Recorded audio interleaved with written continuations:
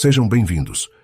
Hoje nosso vídeo trata sobre a psicologia do malandro, mas antes deixe o seu like e inscreve-se no canal. Possivelmente não há personagem mais cativante na literatura do que o trapaceiro, que surge em várias formas na tradição folclórica de diversas culturas. Ele se diferencia do tolo por ser astuto, mas também ingênuo, e frequentemente acaba se machucando. O tolo caminha alegremente sonhando com suas aventuras, sem saber que um passo a mais o levaria a um precipício. O malandro é esperto e enganador.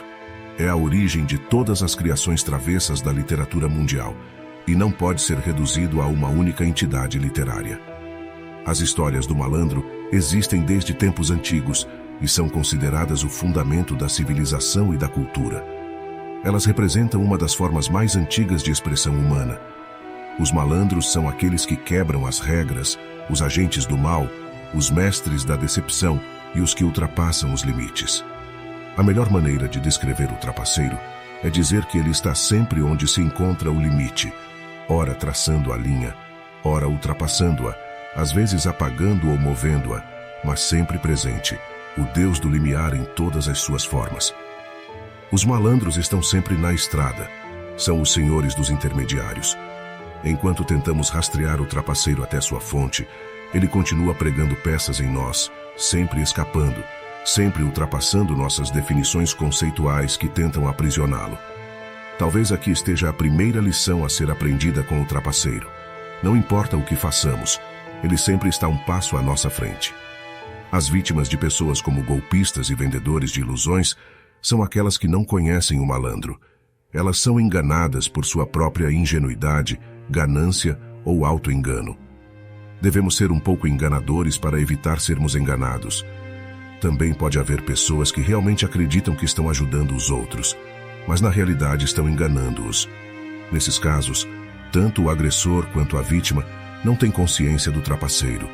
O malandro se torna perturbador apenas quando age inconscientemente em nossas vidas como uma entidade autônoma. Outra forma pela qual o malandro pode se manifestar é como alguém que não está mentindo, mas dizendo a verdade, porém, podemos não acreditar nele. Nos tempos medievais, o bobo da corte era conhecido por falar a verdade sem ser punido. Ele era a única pessoa autorizada pelo rei a contar as coisas como elas eram, e era uma figura importante nas cortes reais. Para mostrar seus privilégios especiais, ele usava um chapéu com sinos e um cetro de tolo, que espelhavam a coroa e o cetro do rei. O trickster está presente em nós desde a infância, assim que tomamos consciência do nosso ego. É a progressão mais primitiva em direção ao mito do herói, mas um passo necessário para nos tornarmos maduros e completos. A forma primitiva do trapaceiro corresponde à fase mais precoce e menos desenvolvida da vida.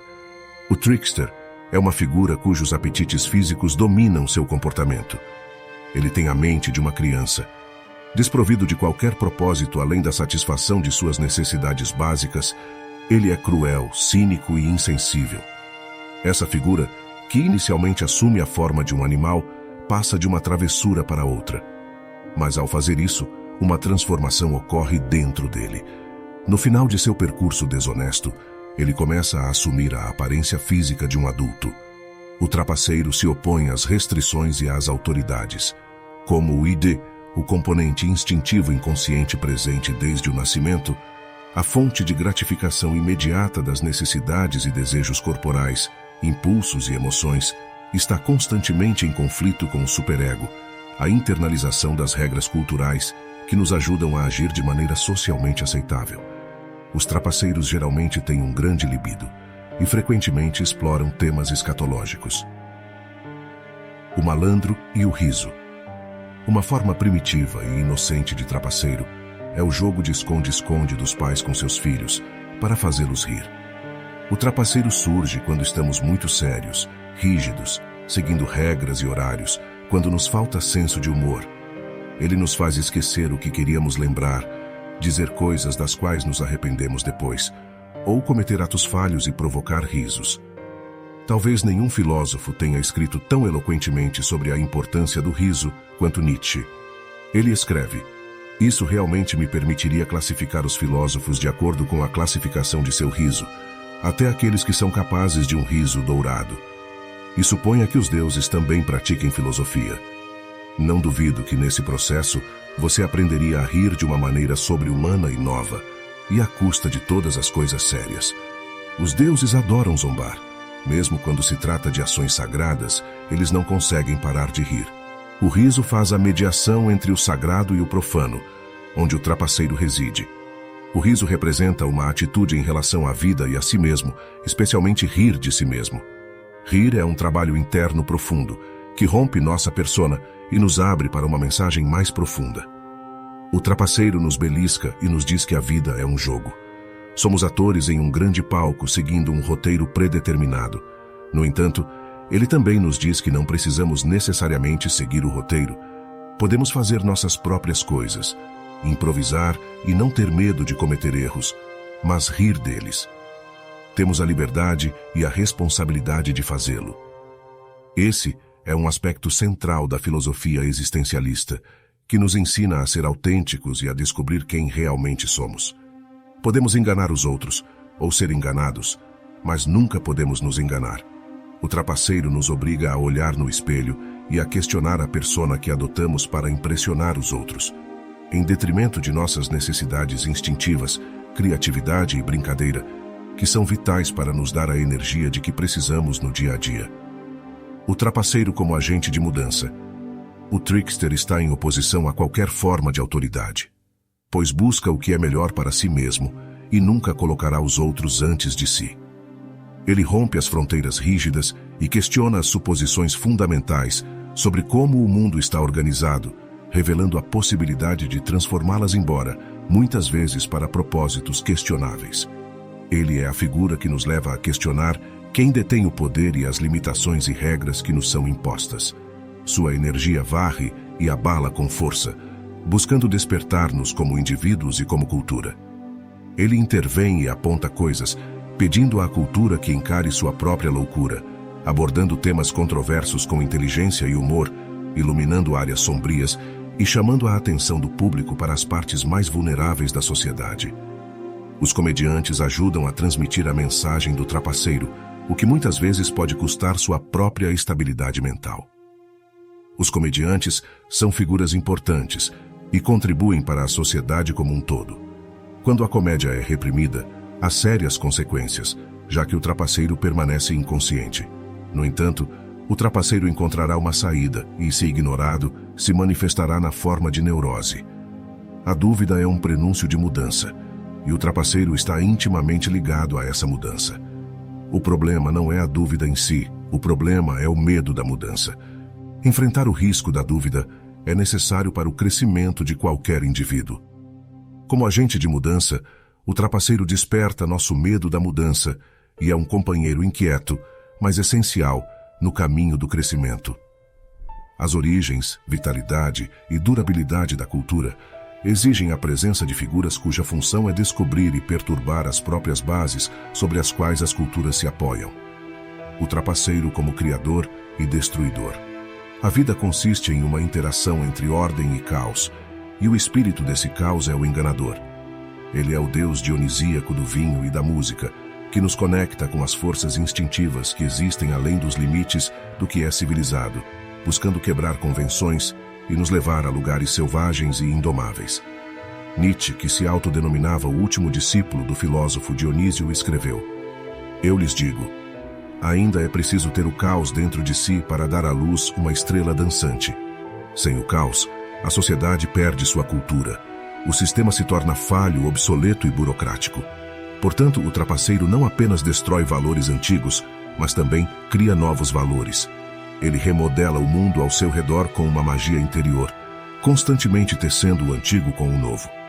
Apesar de seu comportamento perturbador, os trapaceiros são regularmente homenageados como criadores de cultura.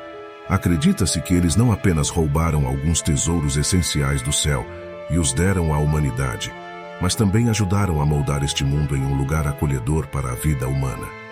Além da criação, o trapaceiro nos ensina que todos nós temos a capacidade de destruição. O trapaceiro é ao mesmo tempo criador e destruidor, doador e negador, aquele que engana e é constantemente enganado. A pessoa que parece ser muito agradável ou pura por fora e está reprimindo suas verdadeiras emoções, pode de repente tornar-se autodestrutiva ou envolver-se em comportamentos pecaminosos. Intuitivamente, podemos sentir que algo está fora de lugar nessa pessoa e que ela está fingindo ser quem não é. É como se o trapaceiro estivesse nos pressionando e insistindo para que façamos exatamente o que nossa consciência proíbe, e nos enganando para revelar isso sobre nós mesmos. Não devemos nos esforçar para viver nos extremos, mas sim encontrar um equilíbrio e reconciliar-nos com os aspectos sombrios. A psique busca o equilíbrio e a totalidade por meio da compensação. Como o trapaceiro perturba as convenções, ele geralmente é retratado de forma negativa. No entanto, o trapaceiro é amoral, não conhece o bem nem o mal, mas é responsável por ambos. Ele tem um lado claro e um lado escuro. No entanto, sempre traz consigo um elemento de alegria. É isso que define o trapaceiro. O trapaceiro pode habilmente assumir qualquer forma e imitar as formas de outros animais. Mas podemos reconhecer a energia do trapaceiro por meio de sua capacidade de mudança e suas ações incendiárias. Qualquer que seja a forma que ele assuma, ele é um ser primordial da mesma ordem dos deuses e heróis da mitologia. Na mitologia grega, Prometeu é um trapaceiro que roubou o fogo dos deuses para entregá-lo à humanidade, para desgosto dos deuses, pois a humanidade não estava preparada para usar esse poder de forma criativa e altruísta. No entanto, foi exatamente isso que nos tornou humanos em primeiro lugar, já que o fogo foi essencial para a evolução da humanidade. Prometeu é punido pelos deuses e substituído por seu irmão Epimeteu. Prometeu é o pensador anterior, que pensa antes de agir, enquanto Epimeteu é o pensador posterior, que age antes de pensar. Poderíamos dizer que eles representam um único ser primitivo, astuto e estúpido ao mesmo tempo, dividido em dualidade. Outra figura trapaceira é Brer, o coelho, um personagem dos contos populares afro-americanos que é retratado como azarão e mais fraco que seus oponentes, ganhando assim a simpatia do público. Nas histórias, ele se mete em problemas devido à sua natureza travessa e precisa usar sua astúcia e habilidade para enganar animais maiores e mais fortes, assumir o controle da situação e sair do problema. Uma das figuras mais populares da mitologia nórdica é Loki, o deus trapaceiro que, por meio de suas artimanhas e travessuras, causa a morte de Baldur, o deus mais amado de todos. Loki é posteriormente considerado culpado e punido, e os deuses sabiam que esse evento era um prenúncio de Ragnarok, a queda e a morte dos deuses e do próprio cosmos que eles mantinham. Em outras palavras, amarrar o trapaceiro resultaria na destruição do mundo. O texto aborda o arquétipo do trapaceiro e sua relevância na psicologia de Carl Jung. O trapaceiro é uma figura da sombra, representando os traços de caráter inferiores que projetamos nos outros. O trapaceiro desempenha um papel importante na individuação, ajudando a desinflar o ego e mostrar nossas limitações. Obrigado por assistir, deixe seu like se gostou e inscreva-se no canal para não perder os próximos vídeos. Até a próxima!